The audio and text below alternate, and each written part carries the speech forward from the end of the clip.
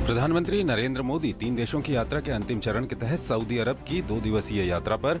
प्रधानमंत्री आज रियाद में करेंगे किंग सलमान बिन अजीज के साथ द्विपक्षीय वार्ता।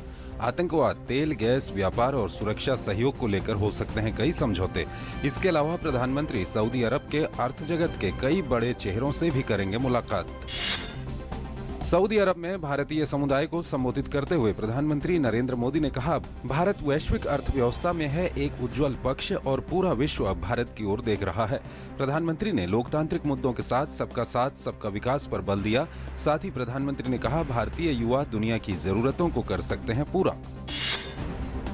सऊदी अरब दौरे के दौरान प्रधानमंत्री मोदी ने L&T कर्मियों के रिहायशी परिसर का दौरा किया। सऊदी अरब भारत का चौथा सबसे बड़ा व्यापारिक साझेदार है और भारत के लिए कच्चे तेल का सबसे बड़ा सप्लायर भी है। भारत के सऊदी अरब के साथ विशेष संबंध हैं। पश्चिम बंगाल और असम में पहले चरण के विधानसभा चुनाव के लिए प्रचार समाप्त। सोमवार को होगा मतदान। इस चरण में पश्चिम बंगाल में पश्चिमी मेदिनीपुर, पुरुलिया और बांकुड़ा जिलों के 18 निर्वाचन क्षेत्रों में डाले जाएंगे वोट। वहीं असम में पहले चरण में 65 निर्वाचन क्षेत्रों में होगा मतदान। चुनाव के मद्देनजर सुरक्षा के किए गए हैं कड़े इंतजाम। जम्मू कश्मीर के राज्यपाल NN वोहरा ने PDP प्रमुख महबूबा मुफ्ती को राज्य में सरकार गठन के लिए किया आमंत्रित। महबूबा मुफ्ती की अगुवाई में राज्य में सोमवार को नई सरकार का होगा गठन। वो राज्य की 13वीं मुख्यमंत्री होंगी। शपथ ग्रहण समारोह राज्य की शीतकालीन राजधानी जम्मू में होगा। साथ ही भाजपा के निर्मल सिंह को भी उप मुख्यमंत्री पद की दिलाई जाएगी शपथ। विदेश मंत्री सुषमा स्वराज ने कहा है कि हिंदी को बढ़ावा देने के लिए देश में हिंदी संवाद समिति की है आवश्यकता। सुषमा स्वराज ने देश में हिंदी पत्रकारिता को बढ़ावा देने की जरूरत पर दिया जोर। हिंदी के वरिष्ठ पत्रकारों के साथ एक अनौपचारिक परिचर्चा में विदेश मंत्री ने बताया, हिंदी संवाद समिति के सिलसिले में सूचना और प्रसारण मंत्रालय के साथ विचार विमर्श करेगी। प्रवर्तन निदेशालय ने विजय माल्या को मनी लॉन्ड्रिंग के मामले में फिर से समन जारी कर इस महीने की 9 तारीख को उपस्थित होने को कहा। माल्या को कल मुंबई में निदेशालय में पेश होना था, लेकिन वो हाजिर नहीं हो पाए। माल्या ने मई में किसी तारीख को उपस्थित होने की अनुमति मांगी। प्रवर्तन निदेशालय IDBI बैंक के 900 करोड़ रुपए का कर्ज नहीं चुकाने के मामले में माल्या की भूमिका की कर रहा है जाँच। सरकार देश में भूमिगत जल के संरक्षण के लिए लाएगी एक मॉडल विधेयक। जल संसाधन विकास मंत्री उमा भारती ने बताया कि इस विधेयक में वर्षा जल के संचय के लिए आवश्यक प्रावधान किए जाएंगे। देश के कई जलाशयों में पिछले साल के मुकाबले पानी का स्तर कम होने की खबरों के बीच उमा भारती ने कहा, सरकार स्थिति पर नजर रखे हुए है और किसी भी हालात से निपटने के लिए पूरी तरह से तैयार है।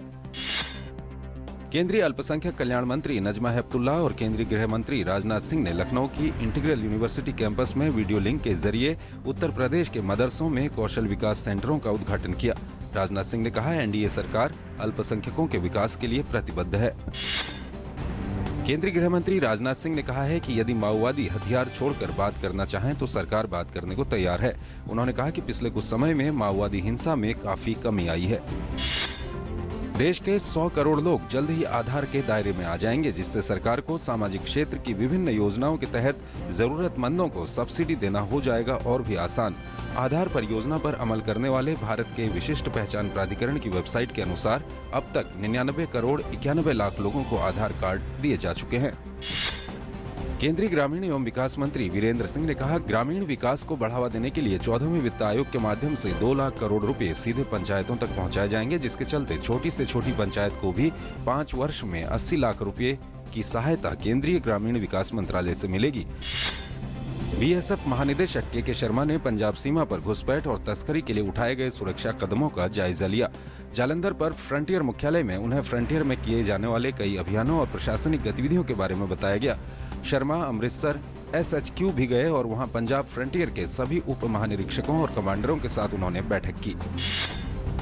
कोलकाता के ईडन गार्डन में आज खेला जाएगा विश्व T20 का फाइनल मुकाबला। फाइनल मुकाबले में वेस्टइंडीज का सामना होगा इंग्लैंड के साथ। सेमीफाइनल में इंग्लैंड ने जहां न्यूजीलैंड को हराया था, वहीं वेस्टइंडीज ने भारतीय टीम को मात देने में कामयाबी पाई थी। इंडियन ओपन सुपर सीरीज में साइना नेहवाल का सफर हुआ खत्म। सेमीफाइनल मुकाबले में साइना नेहवाल को चीन की ली जुरई के हाथों हार का सामना करना पड़ा। तीसरे गेम में दोनों खिलाड़ियों के बीच एक पॉइंट को लेकर संघर्ष हुआ, लेकिन आखिरकार ली जुरई ने उस गेम को 21-19 से जीतकर मैच अपने नाम कर लिया। इसी के साथ इंडियन ओपन से भारतीय चुनौती समाप्त हो गई है।